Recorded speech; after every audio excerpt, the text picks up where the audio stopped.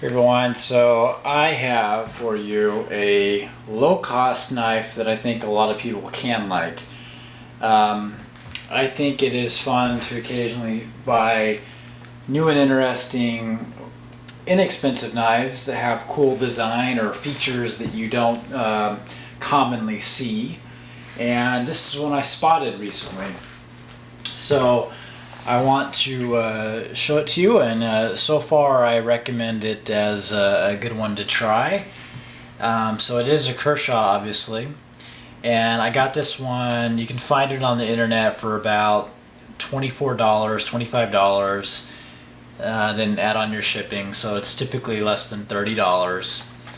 And it specifically is the Kershaw Burst 1970. And it is a made in China product. Okay, so it's part of their low-end collection. I don't know if they have a specific low-end one, but it's a lower cost knife from Kershaw. That's all I'm trying to say. So let's open it up. I've already had it open, but you can see it here. And it comes with the standard Kershaw paperwork and all that stuff. So warranty. Don't cut yourself, that kind of message. So, what is it basically? Well, it's basically, I would say, a good EDC knife. It's medium size. It has plastic scales. Okay, it's not really plastic, but they're not. They don't feel like G10 here. I think it's more like the Spyderco fiber reinforced nylon type of scale. It's a chemical material. So pocket clip, standard Kershaw, amazingly tight pocket clip, and I've seen that on almost all Kershaws.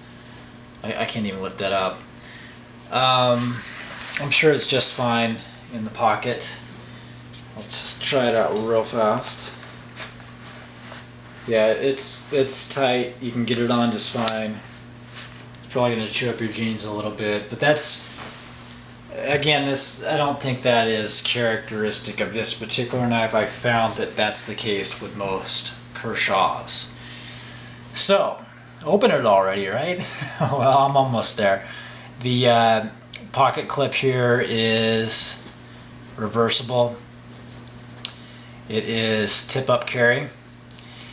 And you can see it's a flipper design. Okay, and there you go. So it's the standard speed safe knife that you see from Kershaw, and it functions just like the Blur as far as the speed safe goes.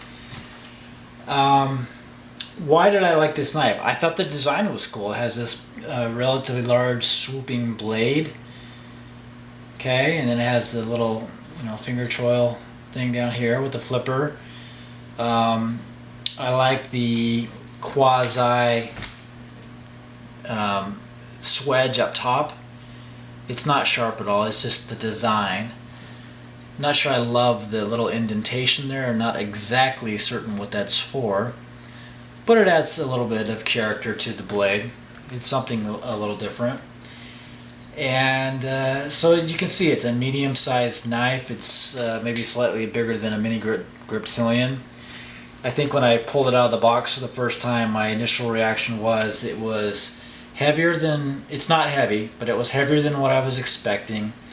And it was smaller than what I was expecting as well. But all very good here. It's definitely more of an EDC knife than what I was expecting. The liners, it's a liner lock. It is not skeletonized. Not too much. There's a couple of cutouts on the liner lock side. Not a lot though. What else? The lanyard hole is bigger than normal, bigger than mini knives, so you can put a pretty decent sized rope through there. I would say that I bought this one for design mainly. I thought the blade was cool. I thought the overall size was cool. flipper works well. You probably saw if I was slowing down there, but it's the Kershaw 1970 knife. It's the Burst again with a B, and you can see very closely right there 8CR13 MOV. So that's the steel. You probably have seen that in other knives like the Spyderco Tenacious. There's a few ones out there. Basically, it's all just Chinese-made steel. It's fine. You know, it's not the highest end out there. I've not seen it. I've not had any bad experiences with it. I'll say it that way. It doesn't fold quickly, in my opinion, versus what I've seen with some other steels. I'm drawing a blank here. AUS 8 folds quickly. It's also easy to sharpen. It can get very sharp quickly, but it damages easy. This one came very sharp. Look at that. I mean, that's really impressive. Wow, it actually did better there than it did even earlier. So, for a $24 or $25 knife, I'm also very surprised by the quality. If you look closely here, I'm going to move it and refocus, so hold on. It is basically centered, maybe slightly to the left, but pretty darn good for an assisted opening knife. And standard pivot you can tighten easily with a common screwdriver. Okay, the design of the scale looks, it's okay. The other thing right away that I found interesting was you have the flipper here, pretty fast, and check it out. Even though there's a flipper, there often is thumb studs or blade stops, even on flipper knives. But look at this one. No thumb studs, nor any normal or apparent looking blade stops. So it's just kind of back in the mechanics of the knife here. Maybe the choil or the flipper part here is acting as the blade stop itself. So that was interesting. It makes it a clean look. Look at those grind lines. Swedge up there. So it's on a full flat ground. It's pretty cool.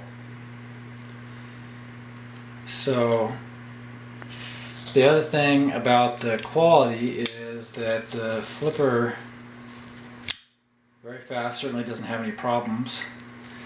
But I'm also very surprised that the lockup, up and down, side to side, there is zero play. There's no movement. I'm actually really impressed. I had somewhat low expectations for that kind of quality, but it is locked up very nicely. Very impressed with that part. What else can I tell you? Maybe I'll just give you a close-up view again. You can see the steel, the name, model number 1970, and again it's the I already forgot it. Burst. I want to say blast, but it's the Burst. Okay, you can see the top. Got a little jimping back here. Removable pocket clip. So if you're looking for a low-cost new knife that's maybe fun to play with and designed pretty cool, has somewhat of aggressive looking shape, check this one out. Thanks.